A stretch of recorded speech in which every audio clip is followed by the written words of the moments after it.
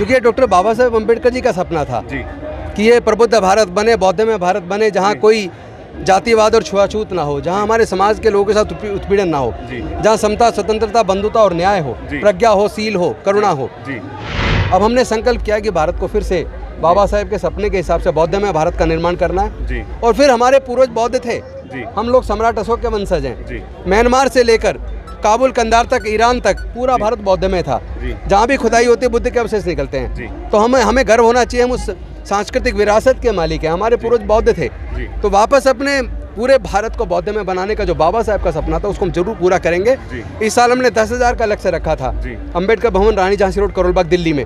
लेकिन उससे कई ज़्यादा दिल्ली में आ रहे हैं, उससे कई ज़्यादा गुजरात के अंदर कर रहे हैं, लखनऊ के अंदर कर रहे हैं, राजस्थान के अंदर कर। यहाँ तक पता चला है कि देश ही नहीं विदेशों से भी आपसे लोग जुड़ रहे हैं कि हमें भी बुद्धिस्ट बनना है, तो क्या तरीका है बुद्धिस्ट बनने का? पूरी दुनिया के लोग जुड़ चुके हैं। आज ही अमेरिका से, कैलिफोर्निया से सुबह फोन आया कि वहाँ वाशिंगटन DC के अंदर एक बहुत बड़ी जमीन खरीदी है हमारे लोगों ने, वहाँ बाबा साहब का बहुत बड़ा विशाल भवन बन रहा है और उसके लिए वहाँ एक प्रतिमा, बहुत शानदार प्रतिमा बाबा साहब की बनेगी जो भारत से बन के जाएगी। नमस्कार, मेरा नाम है सुरेंद्र सिंह और आप देख रहे हैं SM न्यूज़। धम्म रथ एक ऐसा रथ जो पूरे देश के अंदर बुद्धिज़्म को बढ़ाने का काम कर रहा है। 10 करोड़ बुद्धिस्ट बनाने का संकल्प राजेंद्र पाल गौतम साहब ने लिया है। पहले तो संकल्प भूमि में आपका स्वागत है और SM न्यूज़ में भी आपका स्वागत है। आपका बहुत शुक्रिया जी। राजेंद्र पाल गौतम जी, जिस तरीके से 10 करोड़ का टारगेट चल रहा है और संकल्प भूमि पे भी आप बाबा साहब की जो चीज़ें हैं उनको लगातार बढ़ाने का काम कर रहे हैं, तो ये रथ हमारा कहाँ तक सक्सेस हो रहा है और कहाँ तक पहुँच गया, आगे क्या करने वाला है, वो सारी चीज़ें बताएं। एक्चुअली जितनी उम्मीद की थी उससे ज़्यादा तेज़ी से चल रहा है जी। और जितना समाज सहयोग करेगा, क्योंकि ये डॉक्टर बाबा साहेब अम्बेडकर जी का सपना था कि ये प्रबुद्ध भारत बने, बौद्धमय भारत बने, जहाँ कोई जातिवाद और छुआछूत ना हो, जहाँ हमारे समाज के लोगों के साथ उत्पीड़न ना हो, जहाँ समता, स्वतंत्रता, बंधुता और न्याय हो, प्रज्ञा हो, सील हो, करुणा हो। तो लेकिन हम देख रहे हैं पूरे देश में नफरत का माहौल बढ़ रहा है। जाति पूछ के हत्या हो रही है, धर्म पूछ के हत्या हो रही है। कहीं मूंछ रखने के ऊपर जितेंद्र मेघवाल की हत्या हो गई, सुंदर दिखने पर हत्या हो गई, कहीं इंद्र मेघवाल की घड़ा छूने पर हत्या हो गई। तो ये इस तरह के भारत बनाने का सपना हमारे स्वतंत्रता सेनानियों ने और भारत के संविधान निर्माताओं ने नहीं देखा था। डॉक्टर बाबा साहब अम्बेडकर चाहते थे प्रज्ञा के ऊपर आधारित, वैज्ञानिक दृष्टिकोण पर आधारित, करुणा पर आधारित भारत बने, बौद्धमय भारत बने। लेकिन दीक्षा लेने के 1 महीने 22 दिन बाद वो महापरिनिर्वाण को प्राप्त हो गए। वो बाबा साहब का जो सपना था समता, स्वतंत्रता, बंधुता और न्याय पर आधारित समाज बनाने का, वो पीछे रह गया। अब हमने संकल्प किया कि भारत को फिर से बाबा साहेब के सपने के हिसाब से बौद्धमय भारत का निर्माण करना है। और फिर हमारे पूर्वज बौद्ध थे, हम लोग सम्राट अशोक के वंशज हैं। म्यांमार से लेकर काबुल, कंधार तक, ईरान तक पूरा भारत बौद्धमय था।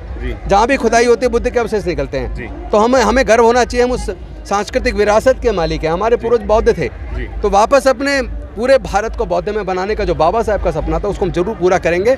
इस साल हमने 10,000 का लक्ष्य रखा था अंबेडकर भवन, रानी झांसी रोड, करोल बाग, दिल्ली में।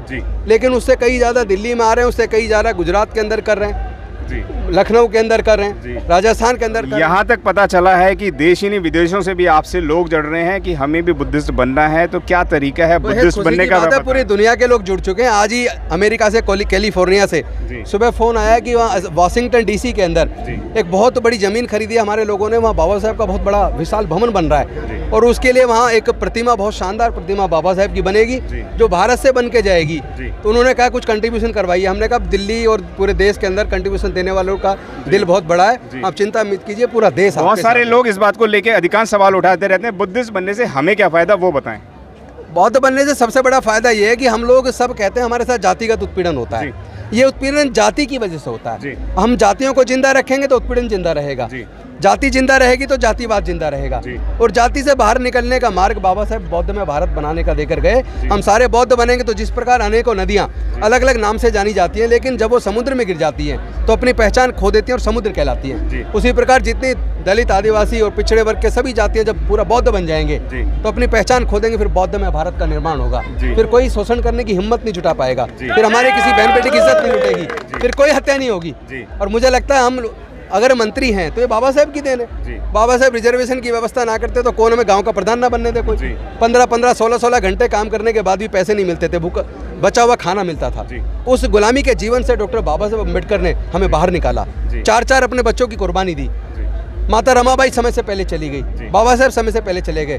तो हम अगर बाबा साहब के बच्चे हैं तो बाबा साहब के सपने को पूरा करने की जिम्मेदारी हमारी है, हम निभाएंगे। राजेंद्र पाल गौतम जी जब सुबह उठते हैं तो बाबा साहब का नाम लेके उठते हैं, सोते हैं तो बाबा साहब का नाम लेते हैं। यहाँ तक कि लोग बोलते हैं कि मंत्रियों ने, नेताओं ने, विशेष रवि जी करोल बाग से विधायक हैं, जहाँ बाबा साहब का भवन जो बाबा साहब ने अपने चेक काट के अपने अकाउंट से खरीदा था, वहाँ से विधायक हैं। हम सब लोग मिलके हमने तय कर लिया है कि राजनीतिक कुर्सी बाद में, पहले समाज है।